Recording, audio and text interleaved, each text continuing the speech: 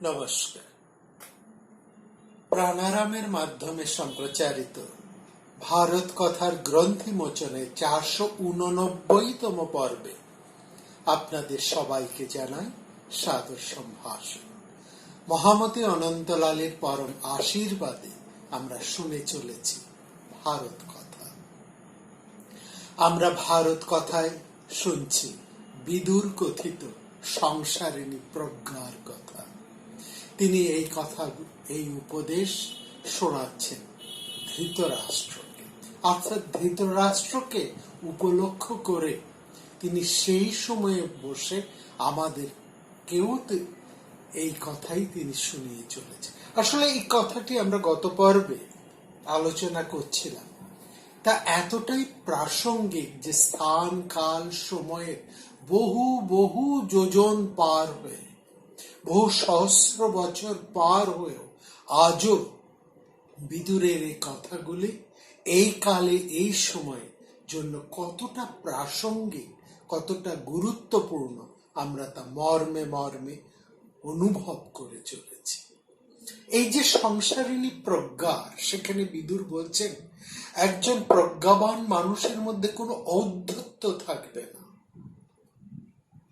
একজন মানুষের মধ্যে কোনো গর্ব, অহংকার, দম্ভ, আতিশয্য থাকবে না, বা তার গর্ব এমন কিছু থাকবে না যা অন্যকে আঘাত করে, অন্যকে ছোট করে দেয়। অথচ তিনি সুকৌশলে মিষ্ট কথার মধ্যে দিয়ে সবার মন জয় করে নিজের কাজটি তিনি সঠিক সময়ের মধ্যেই শেষ করে তুলবেন। নিজের কর্তব্য কর্ম থেকে তিনি কিন্তু কখনোই সরে আসবেন না, নিজের লক্ষ্য থেকে তিনি সরবেন না। অথচ এই লক্ষ্য পথে চলতে চলতে তিনি অন্য কাউকে তিনি ছোট করবেন না, অবজ্ঞা করবেন না, আঘাত দেবেন না। অন্যকে তিনি হৃদয় ধারণ করেই তিনি নিজের লক্ষ্য সাধন করবেন, এবং এই লক্ষ্য সাধনের পরম লক্ষ্যটি কিন্তু কখনোই কেবলমাত্র তার ব্যক্তিগত স্বার্থ, তার ভোগ সুখ সম্পৃক্ত হবে না। সেখানে এক বিশাল হিত ভাবনা, এক সামগ্রিক হিত ভাবনা বোধ কিন্তু সেখানে সমানভাবে জাগরুক থাকবে। এইটি হচ্ছে সংসারিণী প্রজ্ঞার কথা। এই সংসারিণী প্রজ্ঞার কথা বলতে গিয়ে আমরা মহালয়ার প্রসঙ্গে এসেছি। মহালয়ার তাৎপর্য আমরা দেখেছি যে মহালয়া হচ্ছে আত্ম উদ্বোধনের পর্যায়ে কেবলমাত্র নিজেকে অন্ধকারে নিমজ্জিত করে রাখা নয়, বরং অমানিসীর অন্ধকারের মধ্যে বসে একজন মহা অন্ধকারে সাধক বসে সে নিজের অন্তরের যা কিছু অন্ধকার রয়েছে, যা কিছু খামতি রয়েছে, যা তার অপ্রাপ্তি রয়েছে, যা তার স্থূলতা রয়েছে, খর্বতা রয়েছে, সেই সমস্ত গুলোকে সে একে একে জয় করবে। অর্থাৎ বাইরেই সে কেবল আলো জ্বালাবে না, অমানিসীর অন্ধকারে আলো জ্বালাবে সে নিজের অন্তরেও, নিজের প্রত্যেকটি প্রকোষ্ঠকে। এই 7টি প্রকোষ্ঠের তন্ত্রে যেখানে 7টি প্রকোষ্ঠের কথা বলা হয়েছে, সে প্রত্যেকটা প্রকোষ্ঠে সে যেমন আলোয় আলোময় করে তুলবে নিজের সাধনায়, তেমনি সেই আলোতেই সমস্ত জগৎ উদ্ভাসিত হয়ে উঠবে। বাইরের আলো নয়, ভেতরের আলোর কথাই এখানে বলা হচ্ছে। এবং এই আলো জ্বালাবে কিভাবে? না, নিজের ধী শক্তি দিয়ে। এই আলোটি হচ্ছে তার প্রজ্ঞা শক্তি, তার ধী শক্তি। এই ধী প্রজ্ঞা, এই আলোতেই সে নিজে জ্যোতির্ময় হয়ে উঠবে। এখানে মহালয়ার আরেকটি তাৎপর্য রয়েছে, তর্পণের তাৎপর্য। এর সাথে অঙ্গাঙ্গী ভাবে যুক্ত। প্রকৃত প্রজ্ঞা, প্রকৃত জ্ঞান, প্রকৃত শিক্ষা এবং যথার্থ বিদ্যা একজন মানুষকে বিনয়ী করে তোলে, তাকে কখনো অহংকারী দর্পী করে তোলে না। যে বিদ্বানের মধ্যে দর্প আছে, বিদুর তাকে বিদ্বান বা পণ্ডিত বলছেন না, তাকে বলছে সে অনেক জানে, সে বিদ্বান, কিন্তু সে পণ্ডিত নয়, সে প্রজ্ঞাবান মানুষ। যখন মানুষের মধ্যে যথার্থ জ্ঞান, যথার্থ বিদ্যা স্ফুরিত হয়, তখন সে বিনয়ী হয়। তখন সে সমস্ত জগতের মধ্যে সে কেবল নেয় না, সে জগতের প্রত্যেকটি জায়গার থেকে সে যে পাচ্ছে, এবং তার ফলে প্রত্যেকটি ধূলিকণার কাছে, জগতের সমস্ত মানুষের কাছে, জগতের সমস্ত প্রাণীর কাছে তার যে ঋণ, এই ঋণটাকে সে অনুভব করে, এবং অন্তর থেকে তখন সে এই ঋণ শোধের একটা আকাঙ্ক্ষা তার মধ্যে ভীষণ জাগরুক হয়ে ওঠে। তখন সে ঋণ শোধের চেষ্টা করে। এই ঋণ শোধই হচ্ছে কিন্তু তর্পণের এক অন্য তাৎপর্য। তর্পণ শব্দের অর্থ হচ্ছে তৃপ্ত, ধাতু থেকে তৃপ্ত হওয়া। এক গণ্ডূষ জল নিয়ে আমরা এক বুক জলের মধ্যে দাঁড়িয়ে পিতৃপুরুষদের উদ্দেশ্যে যে জলদান করি, এটি কেবলমাত্র তর্পণের অর্থ হতে পারে না। তর্পণ হচ্ছে একজন যথেষ্ট অনুভূতিশীল মানুষ, একজন অনুভূতিশীল মানুষ, একজন বিশাল হৃদয়বান মানুষ। সে নিজের উপলব্ধি থেকে, নিজের জ্ঞান থেকে এটা সে বোঝে, উপলব্ধি করে যে তার যথার্থ জ্ঞান থেকে, তার যথার্থ প্রজ্ঞা হতে সে এইটি উপলব্ধি করে যে তার এই যে দাঁড়িয়ে থাকা, তার যে এই হয়ে ওঠা এবং তার বেঁচে থাকা মূলে কত মানুষ, কত প্রাণীর কত অবদান রয়েছে। এটি হচ্ছে তার প্রথম উপলব্ধি। দ্বিতীয় উপলব্ধি, সে সমগ্র সংসার থেকে কেবলমাত্র সে আহরণই করে নিয়েছে। একটা শিশু জন্মায় হাত মুষ্টি করে, অর্থাৎ সে নিচ্ছে, আর একজন মানুষ যখন মারা যায় তখন তার হাত দুটো খোলা থাকে, তখন সে দিয়ে যায়। শিশুর থেকে আমি আহরণ করে সমৃদ্ধ হয়ে তখন আমার কাজ হচ্ছে দেওয়া, এই দান, হাতকে তখন উন্মুক্ত করে দেওয়া। হৃদয় উন্মুক্ত না হলে হাত উন্মুক্ত হয় না।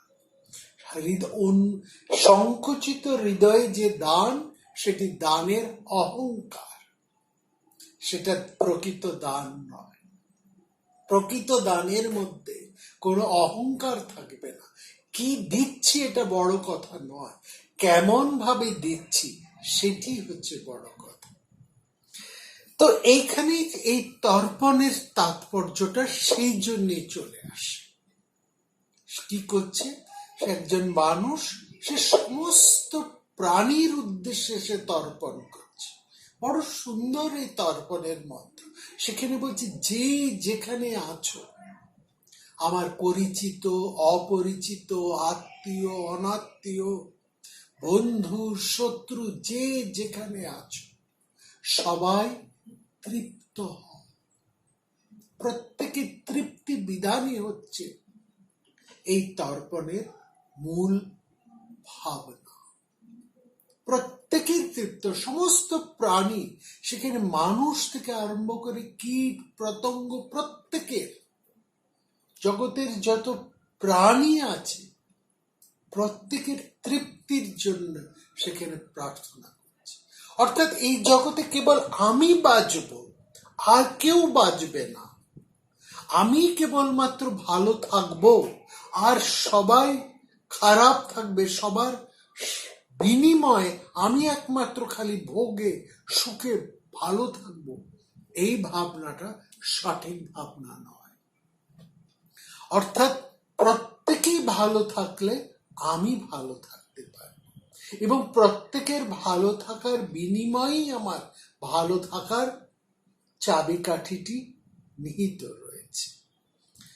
শুধু তাই নয়, আজকে যে আমি এই অবস্থায় এসে দাঁড়িয়ে আছি, আমি যে বেঁচে আছি, বা আমি এতটা বড় হয়েছি, আমার যা কিছু সুখ সমৃদ্ধি ঘটেছে, সবটাই হচ্ছে এই জগতের সমস্ত প্রাণীর এক বিশাল অবদান।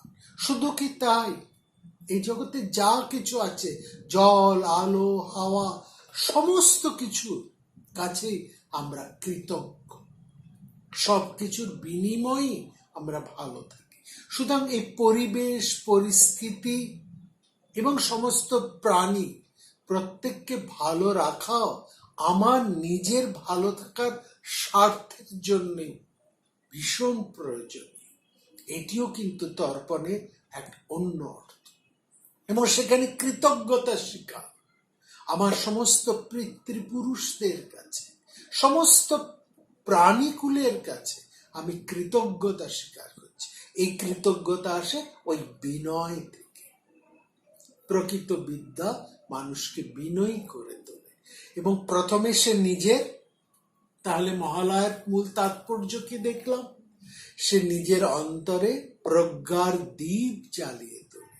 সেই দীপ তার প্রত্যেকটা প্রকোষ্ঠকে আলোকিত করে, সে ধীমান হয়ে ওঠে। তার এই প্রজ্ঞাই তাকে বিনয়ী করে। যখন সে প্রকৃত বিনয়ী হয়, প্রকৃত সে যখন জ্ঞানবান হয়, প্রজ্ঞাবান হয়, তখন সে সমস্ত মানুষের কাছে, জনমান সংসার সবার কাছে সে তখন তার নিজের কৃতজ্ঞতা বোধকে প্রকট করে, স্বীকার করে। সবার ঋণ, দেবঋণ, মনুষ্য ঋণ, অধ্যাপ বিদ্যার ঋণ, সমাজে এরকম বহু ঋণের কাছে আছে, এবং কীট পতঙ্গের কাছে আমাদের ঋণ রয়েছে। প্রত্যেকের কাছে আমরা সেই ঋণ স্বীকার করছি আজকের এই বিশেষ দিনটিতে। আজকে পিতৃপক্ষের শেষ এবং মাতৃপক্ষের শুরু হয়েছে। এই মাতৃপক্ষ এবং পিতৃপক্ষের তাৎপর্যটা কি, এটিও মহাভারতে আছে, সেটি আমরা আগামী পর্বের আলোচনায় আসব। এখানে রয়েছে এই ঋণ স্বীকারের তাৎপর্যের কথা, এবং সেখানে দেখুন, এই যে মহাভারতের মূল চালিকা শক্তি কৃষ্ণ, তিনি তো সবচাইতে বড় শক্তিমান পুরুষ। তার মতন জ্ঞানবান, বিদ্বান, বুদ্ধিমান, ধীমান, শক্তিমান আর কে আছে? কিন্তু তার মধ্যে কোনো অহংকার নেই। তাকে দেখুন তিনি কিভাবে তার নিজেকে তিনি প্রকাশ করছে। এখানে এই যে তিনি অবতার হিসাবে আসেননি, তিনি এসেছেন অবতারী হিসেবে। তিনি অবতার নন, তিনি অবতারী। তিনি সমস্ত অবতারদেরকেই যেন ধারণ করে আছে। গুণ থাকলে যেমন গুণী, তেমনি সমস্ত অবতার তার মধ্যে আছেন বলে শ্রীকৃষ্ণ হচ্ছেন অবতারী। কৃষ্ণ হচ্ছেন লীলা পুরুষোত্তম। ফলে তার পৃথিবীতে যে এসেছেন, সেখানে তার লীলার অংশটাই কিন্তু আমরা বেশি বেশি করে দেখতে পাচ্ছি। তিনি অসুর সংহার করছেন, দুষ্টের দমন করছেন, শিষ্টের পালন করছেন, এসব কথা তিনি নিজের মুখেই বলছেন। কিন্তু তিনি তাকে যখন পূর্ণভাবে আস্বাদন করা যায়, এই আস্বাদনের মাত্রাটা এতই যে তার ঐশ্বর্য ভাব, অর্থাৎ কিনা ঈশ্বর স্বভাবের মধ্যে যে শক্তিমত্তা, প্রভুত্ব, ব্যাপ্তি এবং সর্বদর্শী যে সমস্ত ভাবগুলো রয়েছে, সেগুলো কৃষ্ণের মধ্যে যেন এত বেশি প্রকট হয়ে ওঠে না। তিনি যেন এই সমস্ত কিছু তার মধ্যে আছে, কিন্তু এটাই যেন শ্রীকৃষ্ণের বড় পরিচয় নয়। তিনি ঈশ্বর, এ কথাটা তার ভক্তরা, তার পরিকরেরা কিন্তু এটা বড় করে মনে করেন না। তার মধ্যে যে প্রভুত্ব আছে, শক্তিমত্তা আছে, এটাকেও তারা বড় করে দেখে না। তার মধ্যে যে একটা সর্বদর্শী ভাব আছে, তারও গুরুত্ব তার পরিকরেরা দিতে চায় না। আসলে তারা কৃষ্ণকে তাদের স্বজন বলেই মনে করে, ভাবেন কৃষ্ণ আমার মতনই একজন, আমাদের মতনই একজন। কিন্তু তিনি যে সর্বশক্তিমান এইটুকু জেনেও ওইটা কিন্তু আমরা স্বীকার করতে পারি না, স্বীকার করতে যেন চাই না। মজাটা হচ্ছে এখানে, যদি কৃষ্ণের চারপাশে যারা রয়েছেন, তার পরিকর যারা, তারা যদি সবসময় ভাবতেন যে কৃষ্ণ ঈশ্বর, তিনি সর্বশক্তিমান, তিনি তার মধ্যে প্রভুত্ব রয়েছে, ঈশ্বরত্ব রয়েছে, চরম ব্যাপ্তি রয়েছে, তাহলে তারা তার সাথে সহজভাবে মিশতে পারে না। সাধারণ কি রাজার সাথে সহজে মিশতে পারেন? যদি না রাজা নিজের থেকে, নিজের রাজবেশ খুলে সাধারণের সাথে এসে মেশেন। কৃষ্ণ ঠিক ওই কাজটি করেছে। তিনি তার সমস্ত অহংকার, সমস্ত ঐশ্বর্য, সমস্ত ঈশ্বরত্ব সব কিছুকে জমা রেখে তিনি সহজভাবে তার সাধারণ মানুষের সঙ্গে এসে মিশেছে। সেখানে তার মধ্যে আমরা কোনো ঐশ্বর্যকে তেমন ভাবে দেখতে পাই না। তিনি এতটা সহজভাবে সাধারণ মধ্যে মিশে থাকেন। কৃষ্ণ লীলার মধ্যে মনুষ্য ভাবের মধ্যেও যে তার ঈশ্বরত্ব কিংবা প্রভুত্ব ভাব যে মাঝে মাঝে ফুটে বেরোয় না, এমনটা কিন্তু নয়, বেরোয়। কিন্তু সেই ভাব তাকে মাঝে যত তাড়াতাড়ি দেখছি তিনি সম্বরণ করে দিচ্ছে, একটু প্রকাশ করেই তিনি সম্বরণ করে দিচ্ছে। এই না হলে এইটা তিনি কেন সম্বরণ করে নিচ্ছেন? কারণ এই সম্বরণটা যদি না করেন, তাহলে কৃষ্ণকে তার পরিকরেরা আস্বাদন করতে পারে না, তার সাথে সহজে মিশতে পারে না। এই ভাবটা কিন্তু বোঝায় আজকের এই অহংকার সর্বস্ব পৃথিবীর মধ্যে একটা সমস্ত মানুষ তার একটা আইডেন্টিটির জন্য যেন ছুটে বেড়াচ্ছে।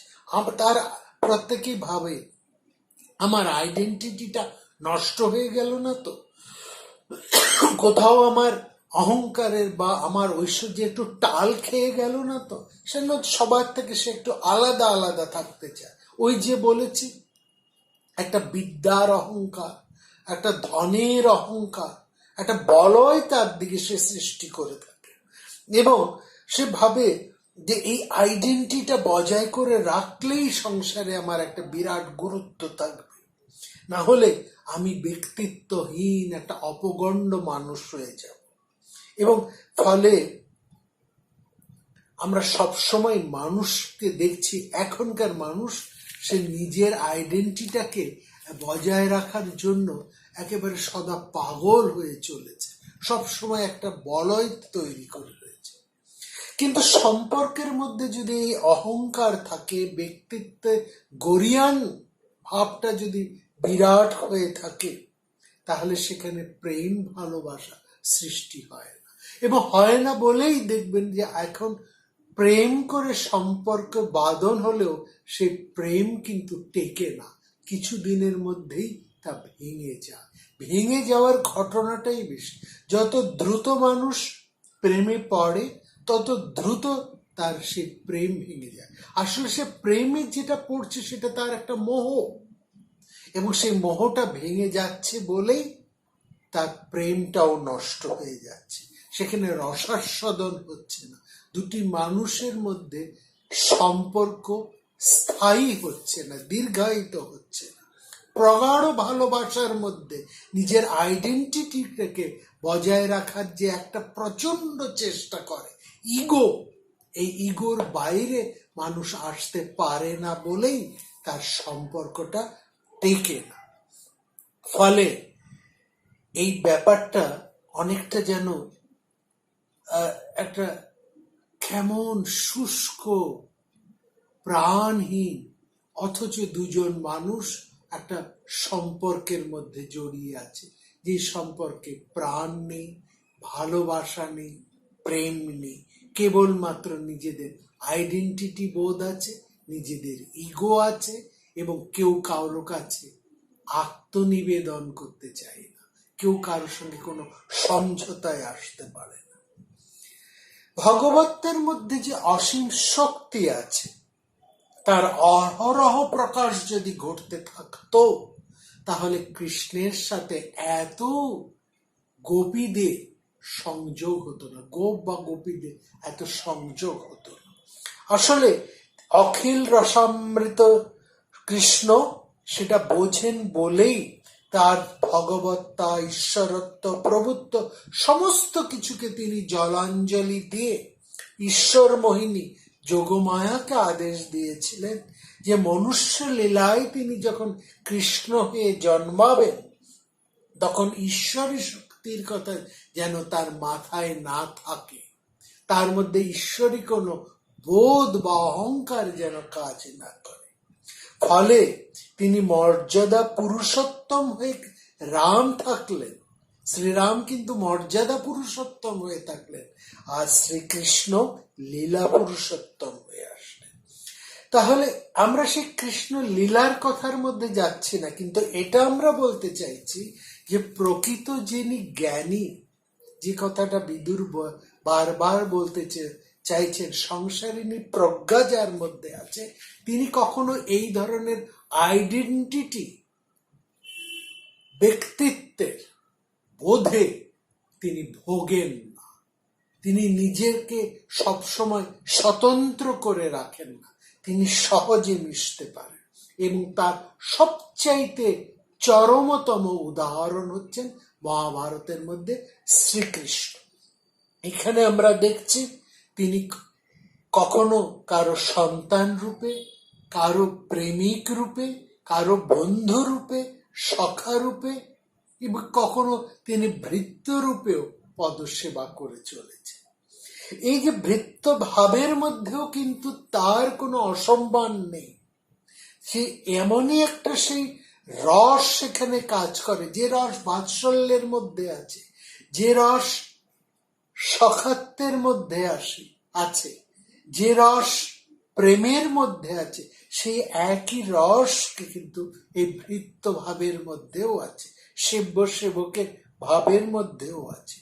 সেখানে সর্বশক্তিমান ঈশ্বর সমস্ত রজ্জু বন্ধন তিনি স্বীকার করছেন, যার ভেতর নেই, যার বাইর নেই, যার আদি নেই, যার অন্ত নেই, এই বিরাট ব্যক্ত পুরুষ তিনি ভালোবাসার বন্ধনে বাধা পড়ে যাচ্ছে। নিজের সমস্ত আইডেন্টিটি, নিজের সমস্ত শক্তিমত্তা, ঈশ্বরত্ব, প্রভুত্ব সমস্ত কিছুকে বিসর্জন করে সরিয়ে। এটা কে পারে? পারেন একজন যথার্থ জ্ঞানী। সেই মানুষই সবার কাছে কিন্তু দাঁড়িয়ে তর্পণ করতে পারেন, সবার কাছে, সবার জন্য কাছে তিনি কৃতজ্ঞতা স্বীকার করতে পারেন। প্রত্যেক মানুষের কাছ থেকে, প্রতিটি প্রাণীর কাছ থেকে, এই সংসারের কাছ থেকে সে যা পেয়েছে তা সেই ঋণ সে অন্তর দিয়ে স্বীকার শুধু করে না, সেই ঋণ শোধ করারও চেষ্টা করে। এবং এই ঋণ শোধের মধ্যে তার কোনো দর্প নেই, অভিমান নেই, এবং এই কৃতজ্ঞতা প্রকাশের মধ্যেও কোনো বাহুল্যতা নেই। সবচাইতে বড় কথা, একজন প্রকৃত জ্ঞানী, প্রকৃত শক্তিমান মানুষই সহজ হন, সরল হন। এই মহাভারতের মধ্যে এই চরিত্র, কৃষ্ণ চরিত্রে এই অনন্যতাই কিন্তু বিদুর এই সংসারিণী প্রজ্ঞার মধ্যে দিয়ে আমাদের কাছে তুলে ধরছে। কিংবা বলতে পারি, এই সংসারিণী প্রজ্ঞার চরমতম উদাহরণ হচ্ছেন শ্রীকৃষ্ণ। যুধিষ্ঠির সেই সংসারিণী প্রজ্ঞাকে হৃদয় ধারণ করে চলেছে, আর সেই সংসারিণী প্রজ্ঞার উদাহরণ নিয়ে এই মহালয়া প্রত্যেক বছর আমাদের কাছে ফিরে ফিরে আসে। এই তার গভীর তাৎপর্যটুকু নিয়ে আমাদের এই তাৎপর্য মহাভারতীয় সমস্ত উপাখ্যানের মধ্যে দিয়ে, কাহিনীর মধ্যে দিয়ে, চরিত্রের মধ্যে দিয়ে তাকে আমাদের চরমভাবে পরমভাবে উপলব্ধি করতে হবে, হৃদয়ে ধারণ করতে হবে। তাহলেই তার সার্থকতা আমরা